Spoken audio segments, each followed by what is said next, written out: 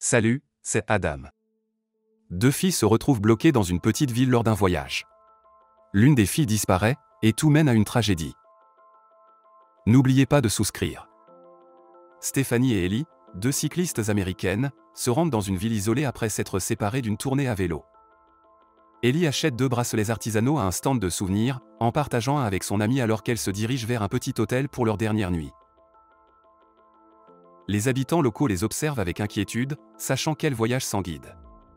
En s'enregistrant à l'hôtel, elles rencontrent Rosa Maria, qui leur parle en anglais. Elles s'inquiètent de leur sécurité en réalisant qu'elles voyagent seules. Le mari de Rosa Maria, Lucas, escorte les deux clientes jusqu'à leur chambre. Pendant que Ellie prend sa douche, le téléphone de Stéphanie sonne, mais elle l'ignore. Un bruit de frappe soudaine à leur porte effraie Stéphanie, mais quand elle regarde dehors, elle ne trouve personne, seulement deux paires de serviettes. Plus tard dans la nuit, les deux femmes attirent l'attention de clients masculins dans un bar local. Le téléphone de Stéphanie sonne à nouveau, cette fois de son ex-petite amie, mais Ellie l'encourage à profiter de la nuit et à ignorer l'appel. Une serveuse leur sert une bouteille d'alcool, un cadeau d'un autre client nommé Chucho. Stéphanie hésite, mais Ellie l'accepte avec enthousiasme. Ellie commande davantage de shots, et elle profite au maximum de leur dernière nuit malgré leur départ anticipé le lendemain. Bientôt, un homme américain nommé Michael entre dans le bar, attirant l'attention de Stéphanie. Ellie, ivre, change la chanson sur le jukebox et danse, essayant d'attirer Chucho. Pendant ce temps, Stéphanie observe Michael au comptoir alors qu'il évite une confrontation avec un autre client du bar et se dirige vers les toilettes. Ellie le suit, prétendant que les toilettes pour femmes sont occupées. Elle essaie de s'approcher de Michael, mais il décline ses avances, lui conseillant de rester près de son ami. Par la suite, Chucho invite Ellie à sa table et prend des photos d'elle. Pendant ce temps, Stéphanie réalise que son amie Ellie n'est plus là. Inquiète, elle rassemble ses affaires et sort à sa recherche. Elle finit par trouver Ellie avec Chucho. En voyant Stéphanie, Ellie lui demande de retourner seule à leur hôtel, une demande à laquelle Stéphanie acquiesce. Sur le chemin du retour vers l'hôtel, Stéphanie passe devant la fenêtre de Rosa Maria et la surprend en pleine dispute avec son mari Lucas, qui referme la fenêtre. Plus tard dans la nuit, Stéphanie est réveillée par des bruits à l'extérieur de sa chambre et découvre Ellie, ivre et avec Chucho. Lorsqu'Ellie refuse de suivre Chucho jusqu'à chez lui, il devient agressif et lui claque le poignet contre la fenêtre. Réalisant qu'Ellie est en danger, Stéphanie sort rapidement pour la tirer loin de Chucho et verrouille la porte de leur chambre. Un Chucho furieux tambourine si violemment à leur porte que l'horloge de leur réveil se débranche. Le bruit attire l'attention de Michael, un client dans la chambre voisine, qui maîtrise Chucho contre le mur jusqu'à ce que Lucas intervienne. Outnumbré et confronté, Chucho se retire, lançant une menace à Michael en partant. Michael retourne dans sa chambre, et aucune des femmes ne réalise que leur réveil a été débranché. Le lendemain matin, Stéphanie et Ellie se réveillent en retard et ratent leur bus tôt. N'ayant pas d'autres options immédiates, elles retournent à leur hôtel où Stéphanie réserve leur prochain vol. Pour passer le temps, elles s'informent sur Villa de Lago, un lieu touristique, auprès de Rosa Maria. L'hôtelière cache furtivement la brochure et recommande d'autres destinations.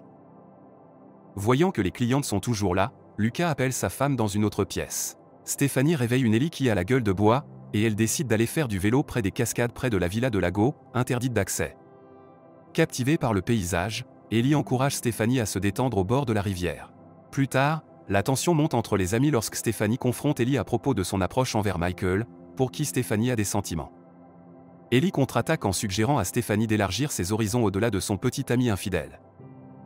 Frustrée par la conversation honnête mais difficile, Stéphanie décide de laisser Ellie au bord de la rivière, mais elle attend dans un canyon voisin, s'attendant à ce qu'Ellie la suive finalement. Cependant, Ellie reste au bord de la rivière, laissant Stéphanie seule avec ses pensées.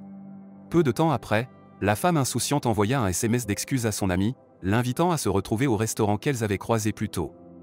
Cependant, Ellie commença à se méfier et se mit à scruter les environs, sentant le danger.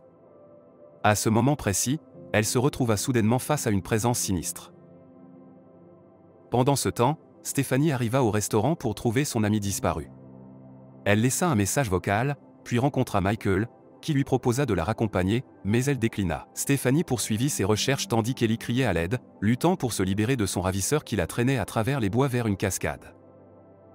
Stéphanie remarqua que le vélo d'Ellie avait disparu, et Michael, de manière suspecte, la suivit. Ils trouvèrent le téléphone abandonné d'Ellie à proximité avec des gouttes de sang, ce qui amena Michael à supposer qu'il appartenait à Ellie. Il appela la police, bien qu'il y ait des doutes sur leur efficacité. L'officier Calvo arriva finalement et reconnut Michael, l'invitant à l'intérieur pour montrer les photos d'Ellie sur son téléphone. Calvo interrogea Stephanie sur la raison pour laquelle elle n'était pas avec Ellie, et elle expliqua qu'elles avaient eu une dispute, croyant qu'Ellie était partie à cause de cela. Calvo la rassura en disant qu'Ellie reviendrait probablement pour son téléphone et partit vers son véhicule. Michael essaya de l'arrêter, mais Calvo conseilla à Stephanie de trouver un autre compagnon, faisant référence aux petites amies disparues liées à Michael. Cependant, Stephanie lui attrapa le bras et décrivit Chucho comme un suspect potentiel, ce qui les amena à décider de déposer un rapport. Ils se rendirent au poste de police, et Michael les observa partir sur la route. Au poste, Calvo conseilla à Stephanie de ne pas faire confiance à Michael, mais elle exprima sa méfiance envers tout le monde. Alors que Stephanie attendait anxieusement que l'affaire soit ouverte, elle remarqua de nombreux profils de femmes disparues sur le tableau. Lorsque Calvo eut terminé le rapport, Stephanie insista pour une recherche immédiate, mais l'officier restait sceptique quant à la disparition d'Ellie. Calvo affirma que Stephanie n'aurait pas dû laisser son amie seule dans un pays étranger, ce qui la prit de court. Il recommanda d'attendre jusqu'au lendemain pour voir si Ellie revenait. Malgré cela, Stephanie interrogea les habitants de la ville pour savoir si quelqu'un avait vu son amie, mais les locaux l'ignorèrent. Cependant, Chucho remarqua Stephanie poser des questions et s'enfuit, la poussant à le suivre dans les bois. Alors que Stephanie poursuivait Chucho, elle le perdit de vue au bord de la rivière. Déçue, elle retourna à son vélo, pour découvrir qu'une rayon avait été sectionnée. Elle retourna à l'hôtel Rosa Maria pour vérifier Ellie, mais trouva leur chambre verrouillée et vide. Elle entra ensuite dans la chambre de Michael, découvrant le bracelet artisanal d'Ellie. Lucas entra dans la chambre et regarda Stephanie avec accusation. Incapable de comprendre les accusations de Lucas, Stephanie quitta la pièce et signala sa découverte à l'officier Calvo. Il promit d'interroger Michael et demanda à Stephanie de le laisser faire son travail.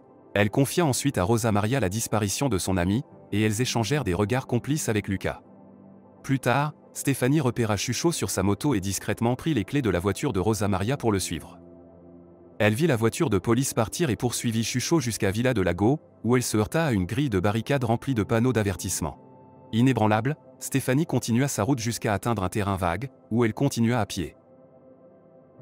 Dans un bâtiment en ruine, elle aperçut Michael derrière elle et, prise de peur, s'enfuit en pensant qu'il pourrait être le ravisseur. Après quelques persuasions, Michael convainquit Stephanie de son innocence et lui montra une photo de sa petite amie disparue, Camilla, portant le même bracelet qu'Ellie.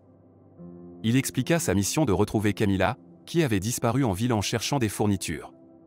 Stephanie réalisa qu'ils partageaient un objectif commun, car leurs proches étaient tous deux disparus. Michael croyait que les femmes disparues avaient été enlevées et trafiquées au Paraguay. Il suggéra qu'ils se séparent pour couvrir plus de terrain avant la tombée de la nuit, ce à quoi Stephanie acquiesça. Pendant ce temps, Ellie commençait à reprendre conscience dans une pièce entourée de photos de femmes et d'une carte pointant vers le Paraguay. Pendant ce temps, l'officier Calvo arriva dans la ville déserte où la voiture volée de Stephanie était garée. Il interrogea Michael sur l'emplacement de Stephanie en raison d'un signalement de vol de voiture. Michael n'avait pas vu Stephanie et exprima son inquiétude quant à la disparition de la personne. Calvo l'invita à monter dans son véhicule, pendant que Chucho regardait sa télévision portable. Ellie, la cycliste captive, avait désespérément besoin d'eau, et elle saisit une opportunité lorsque Chucho s'occupait négligemment d'elle. Elle saisit silencieusement un éclat de verre avec ses mains attachées. Ellie appela ensuite Chucho pour l'embrasser, et lorsqu'il s'approcha, elle l'attaqua avec son arme improvisée. Cependant, Chucho la maîtrisa rapidement et l'agressa. Au milieu de la lutte, le téléphone de Chucho sonna, et Ellie, honteuse, cria à l'aide. Tandis que la scène se déroulait, la cycliste anxieuse aperçut la moto de Chucho devant un bâtiment désert, réalisant que cela pourrait être sa cachette. Stephanie éteignit silencieusement le générateur portable, distrayant Chucho, qui tenta de le redémarrer. Stephanie s'approcha prudemment d'Ellie et parvint à la libérer juste à temps. Lorsque Chucho réalisa ce qui se passait, il se lança à leur poursuite. Alors qu'elle fuyait, Chucho les confronta et plaqua Ellie au sol, la blessant mortellement en lui cognant la tête contre un rocher. Dévastée par la mort de son ami, Stephanie attaqua Chucho, et Michael vint à son secours. L'officier Calvo intervint, et la femme angoissée identifia Chucho comme le compagnon d'Ellie de la nuit précédente. Calvo appréhenda Chucho à bout portant, instruisant Stephanie de monter dans la voiture de police pour sa sécurité. À l'intérieur de la voiture, Stephanie découvrit le passeport d'Ellie, réalisant que Calvo était impliqué dans l'enlèvement d'Ellie. Stephanie essaya de prévenir Michael, qui était dehors, mais Calvo révéla ses intentions malveillantes d'enlèvement envers elle. Michael passa à l'action, saisissant l'arme de Calvo et ordonnant aux deux hommes de s'agenouiller. Calvo insista sur le fait que Camilla, la petite amie disparue de Michael, était en sécurité, mais ce dernier resta déterminé. Calvo proposa un échange, Stéphanie contre Camilla. Michael lâcha son arme, choisissant d'être avec Camilla. Cependant, alors qu'il se tournait vers Stéphanie, Calvo sortit sa deuxième arme et abattit Michael de sang-froid. Cette nuit-là, Calvo menaça Stéphanie. Calvo reçut un appel de son dealer au Paraguay, qui avait trouvé un client pour leur captive américaine. Par la suite, Chucho invite Ellie à sa table et prend des photos d'elle. Les deux hommes transférèrent la femme inconsciente sur un bateau et descendirent une rivière en direction du Paraguay, où ils avaient l'intention de la vendre. Stéphanie reprit conscience et, à l'aide d'un filet de pêche, poussa Chucho hors du bateau, bloquant le moteur. Malgré les efforts de Chucho pour se libérer du filet, il se noya. Calvo poursuivit Stéphanie dans l'eau, mais elle parvint à se cacher sous l'eau et à libérer ses poignets attachés. Calvo la chercha avec une lampe de poche sur le bateau. Stéphanie finit par nager jusqu'à la rive, et Calvo la suivit. Cependant, le dealer de Calvo, Hernan, les confronta, provoquant une hésitation dans l'achat de la femme américaine. Calvo insista, mais Stéphanie donna un coup de pied à Hernan, se libéra de Calvo et s'échappa à nouveau. Calvo poursuivit Stéphanie avec un pistolet, et ils atteignirent un quartier où Stéphanie chercha de l'aide auprès d'un habitant local. Tragiquement, le persécuteur implacable abattit l'habitant. Stéphanie se cacha et s'arma d'un couteau. Lorsque la femme tenta de s'échapper, Calvo l'encercla, et elle se défendit avec un couteau et prit l'arme. Stéphanie abattit Calvo, mettant fin à la longue poursuite. Alors que le soleil commençait à se lever, Stéphanie épuisée continua sur la route, tenant un rocher pour se protéger. Elle aperçut un camion approchant et s'approcha avec prudence. Une soldate dans le camion vint à son secours, et le corps épuisé de Stéphanie se rendit dans les bras de la soldate alors qu'elle la conduisait en sécurité. Si vous êtes intéressé par ce genre de film, veuillez passer à la vidéo suivante à l'écran et partagez également vos réflexions sur ce film dans les commentaires. Mettez un j'aime et abonnez-vous. Au revoir.